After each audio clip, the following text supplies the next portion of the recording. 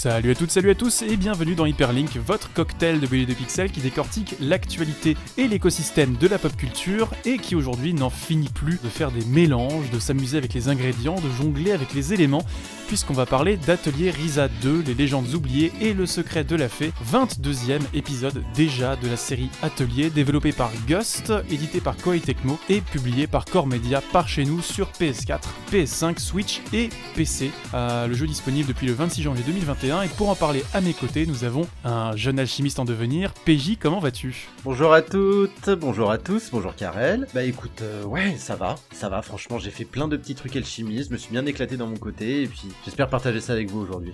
C'est une science qui gagne à être découverte, peut-être. Complètement. On en discutera avec toi tout à l'heure. À tes côtés, on a un alchimiste peut-être un peu plus confirmé. Guillaume, comment ça va ? Bah écoute, ça va bien, Karel. Alchimiste confirmé, je dirais pas tant, parce que j'ai pas joué à tous les épisodes de la série Atelier, mais comme vous allez voir, c'est une série qui se suit un peu dans le temps, où on n'a pas forcément, comme des grosses séries de RPG, une timeline qui diffère un petit peu. Là, c'est vraiment, on est dans des pantoufles, on est tranquille, c'est l'RPG de Daron, donc ça se passe très très bien. Très bien, tu nous pitcheras peut-être un petit peu plus avant le cadre de cette saga. Après le jingle, avant de faire le teasing réseaux sociaux, je tiens à m'excuser pour mon petit timbre de voix un petit peu chevrotant aujourd'hui. J'ai pris peut-être un petit microbe, rien de grave, rassurez-vous. Je préfère prévenir nos auditeurs bien-aimés, qui peuvent nous retrouver du coup sur Twitter, sur YouTube, sur Twitch et sur Discord. N'hésitez surtout pas à commenter cet épisode, à le partager, que vous aimiez ou pas, que vous découvriez ou non Atelier Ryza. Quant à nous, on se donne pour mission de vous faire découvrir tout ça juste après le jingle. Minable, méga minable. Faudrait trouver un argument plus original. Donc, avant de se lancer en cuisine, ou de se lancer justement dans l'atelier, Guillaume, je vais peut-être te donner la parole. Atelier, grosso modo, c'est un second couteau du RPG japonais, mais qui n'en est pas à son coup d'essai. Alors non, comme on l'avait dit en introduction, Atelier Ryza 2 est donc, je crois, le 22e épisode de la série, donc c'est une série de RPG au long cours, qui a commencé, il me semble, sur Super Nintendo à l'époque, donc ça remonte quand même pas mal. Et surtout, en fait, c'est une série qui n'a pas quitté son développeur de base, qui n'est rien d'autre que Guts. Guts, ce sont des gros fans de RPG à la base, et donc qui ont un peu fait monter leur série Atelier. Et Atelier, c'est ni plus ni moins que des RPG très très feel good, dans le sens où c'est pas des RPG avec des grandes envolées lyriques, ou des grands scénarios à la Final Fantasy.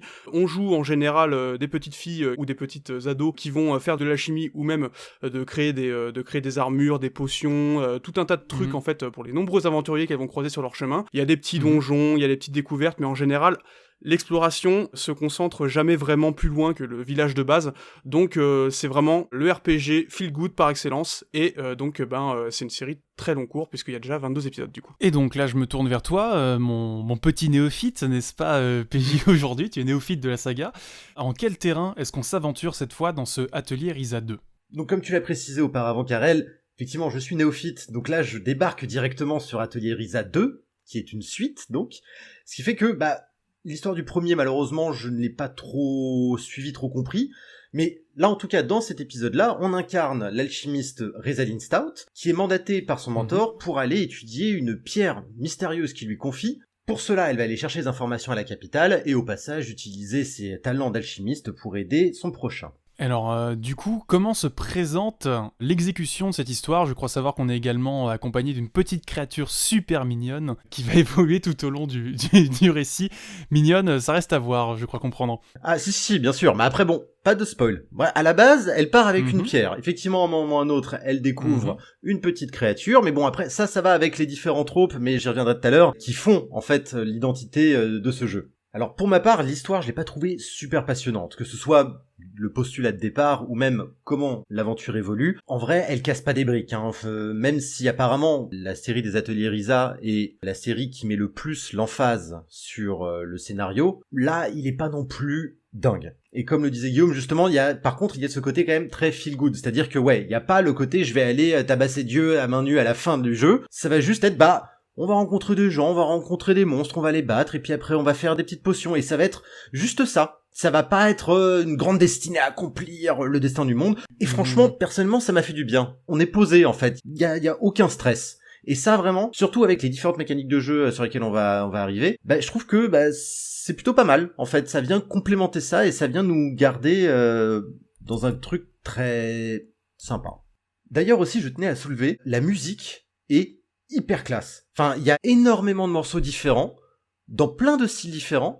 Et franchement, je m'y attendais absolument pas, mais chacun viennent vachement bien complémenter le moment qu'ils illustrent. Et ça, autant dans d'autres RPG, ça peut devenir un peu lancinant, autant là, jamais. Personnellement, je n'ai jamais été lassé par ces musiques, ce qui est quand même un gros plus, surtout dans les RPG où là, pour le coup, elles se répètent quand même pas mal. D'ailleurs, il y a même certaines cinématiques pour lesquelles je suis resté, parce qu'il y en a certaines que j'ai sautées parce que ça ne m'intéressait pas spécialement, mais il y en a certaines sur lesquelles je suis resté, d'ailleurs, rien que pour la musique.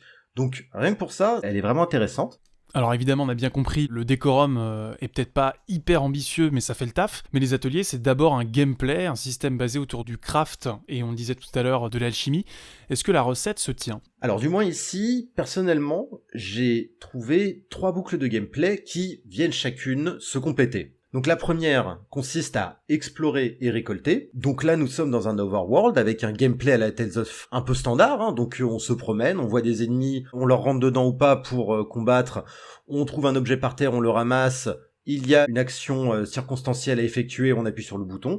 Donc somme toute très classique. Ensuite, nous avons les combats, avec donc ses propres mécaniques basées notamment sur les différents coups qu'on peut donner. Plus on donne de coups, plus on gagne de points de compétence. Plus on peut utiliser de compétences en utilisant ces points, qui augmentent le niveau de tactique, etc. Enfin bref, j'y reviendrai un peu plus tard. Des jauges qui remplissent des jauges qui remplissent des jauges. Exactement. Bah là, rien que là, on voit déjà l'influence, si tu veux, un peu de l'alchimie, le système de combat en lui-même, et un système de craft, entre guillemets. Et enfin, donc justement, on arrive au gros du jeu, c'est-à-dire l'alchimie, donc qui est basée sur les ingrédients que nous avons récoltés, que ce soit dans l'overworld en récupérant des petits trucs, soit en battant des ennemis, soit en réussissant quelques missions à droite à gauche.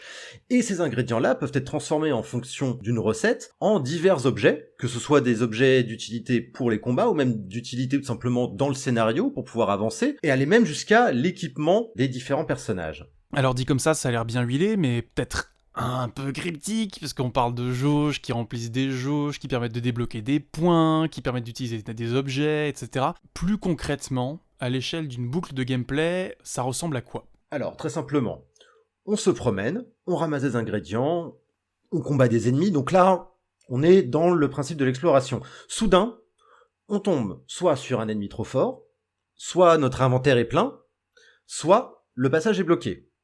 Dans ce cas, hop, directement retour à l'atelier auquel on peut d'ailleurs se téléporter directement, ce qui fait que là il y a une énorme fluidité entre le monde extérieur et l'atelier. Une fois arrivé à l'atelier, on fait de l'alchimie.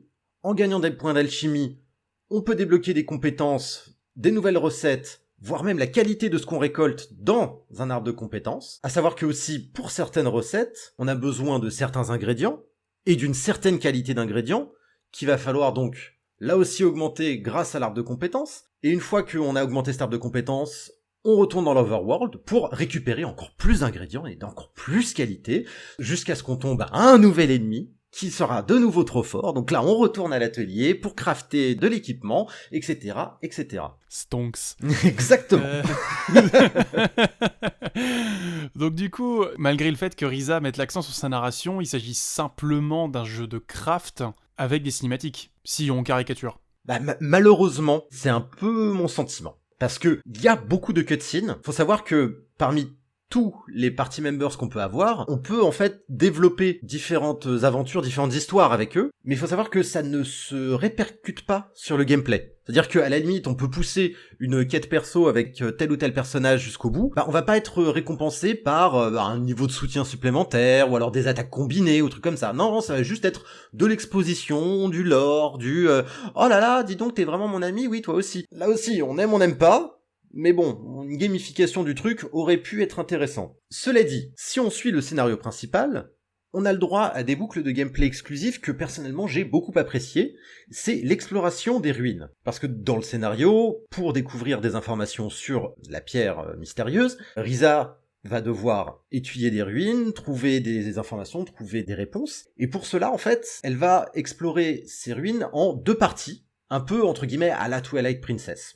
En sachant que il va y avoir un premier passage, une première exploration, dans lequel on va récupérer des objets à droite à gauche, combattre un certain nombre d'ennemis, enfin, remplir les tâches d'une liste, entre guillemets. À partir du moment où la liste est remplie, la boussole que possède Risa s'active, et là, des souvenirs sont à récupérer de nouveau partout dans le donjon, donc à vous de repartir, de backtracker pour les retrouver, et ces souvenirs-là vont se traduire en petits textes qui sont là pour remplir des textes à trous. Une fois que les textes à trous sont remplis, soit vous débloquez des nouvelles recettes, soit vous débloquez des points pour augmenter vos compétences dans votre arbre alchimique.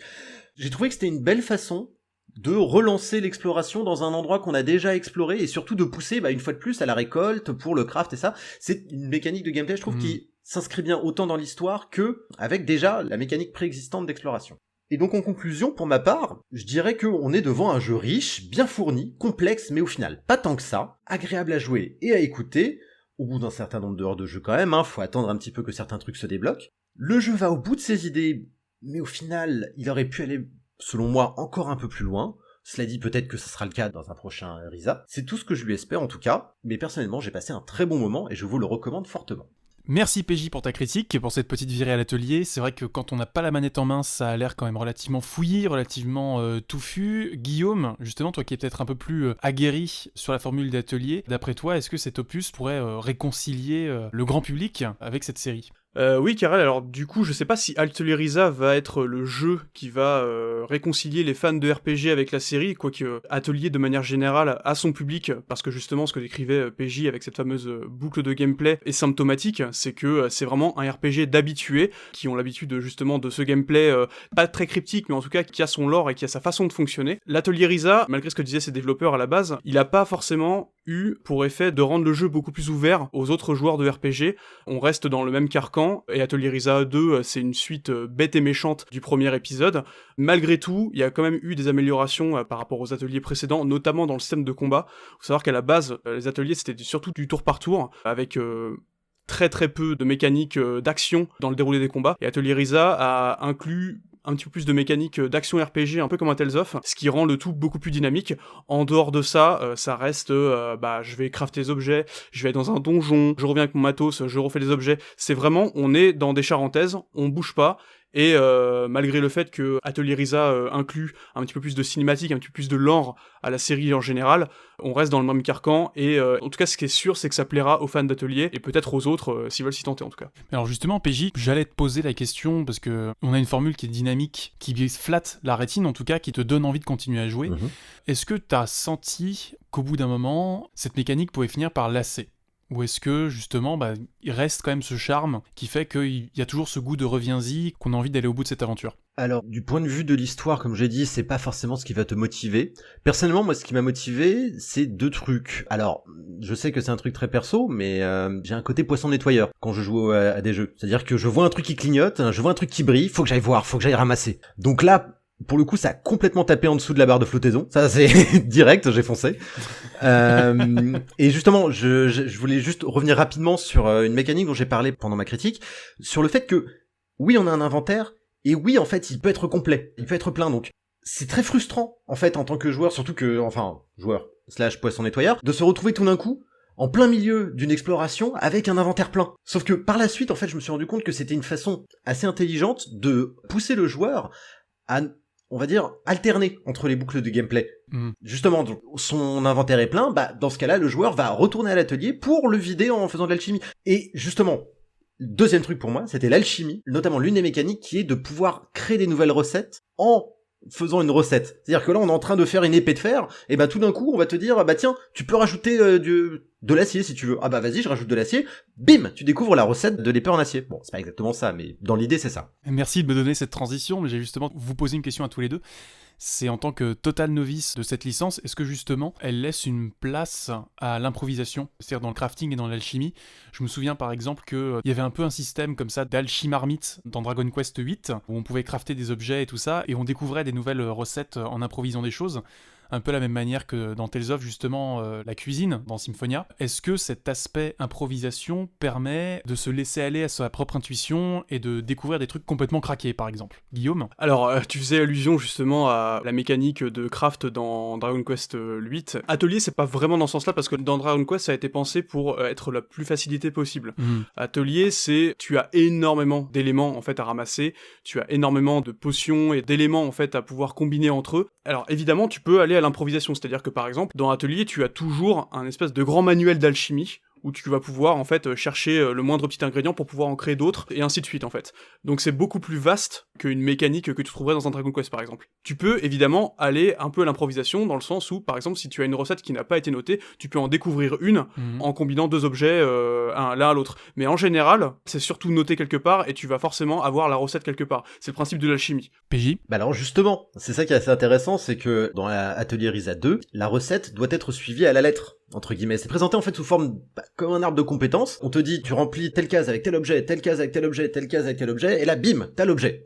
Et le truc, c'est que, à un bout d'un moment, tu débloques cette mécanique qui vient te dire, et au fait, tu peux mettre tel objet, tel objet, tel objet, et si tu veux avoir une autre recette, tu peux mettre tel objet aussi si tu veux. Et à partir de ce moment-là, bah, il y a tout un univers, en fait, de recettes s'ouvre à toi, puisque pour un objet, à peu près, tu peux, si tu fais la recette supplémentaire, entre guillemets, pour l'objet, tu vas débloquer un nouvel objet qui, lui, va en avoir minimum 2, et là, après, il y en a plein, et j'ai passé des après-midi juste à crafter, et c'est quand même dingue de se dire que, bah, techniquement, j'ai passé beaucoup de temps sur un truc qui, à peu près, qui, même physiquement, pourrait ressembler, en fait, à un tableau Excel.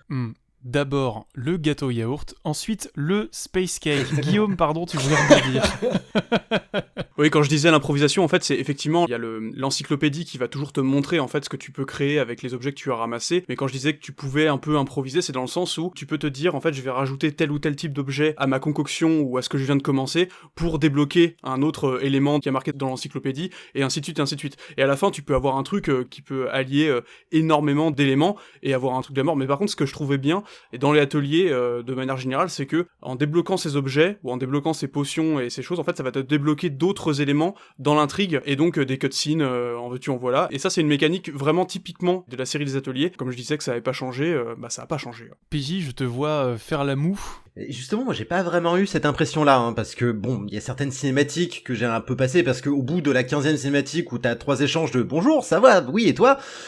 alors que t'étais en pleine période de craft, t'étais là genre ouais vas-y j'ai trouvé une nouvelle recette et tout, là tout d'un coup bon ça casse un peu le flow, ce qui fait que bah en fait j'ai pas tant remarqué ça, ou du moins c'est pas comme ça que je l'ai ressenti. Là le craft en fait, l'alchimie est vraiment centrée sur l'utilisation que va en faire le joueur et sur ce que va en faire le personnage, enfin les personnages principaux du moins. Ça va pas être on va être des alchimistes qui vont distribuer des objets à droite à gauche. Il y a certes un tableau avec des missions, comme dans n'importe quel JRPG. Mais sinon, voilà, il n'y a pas ce côté, je vais faire de l'alchimie pour les autres, et en fonction de ce que je vais alchimiser, bah waouh, il va y avoir des trucs. Ça va vraiment être, je vais alchimiser des trucs, et la première conséquence, c'est, je vais pouvoir alchimiser de nouveaux trucs. Et on en revient aux stonks. Les amis, un dernier mot pour conclure peut-être sur Atelier Risa 2 avant qu'on se dise au revoir. Ceux qui auront joué comprendront.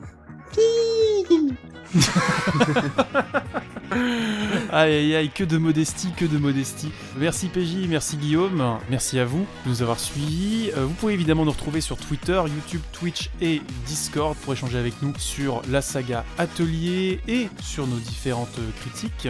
On rappelle que parmi les dernières en date, on a également celle de Blue Period, où nous avons accueilli Héloïse pour sa première critique avec nous. Donc n'hésitez pas à y jeter une oreille. Quant à moi, je vous souhaite une très bonne journée, une très bonne soirée, et on se dit à très bientôt. Ciao. Bisous. À plus.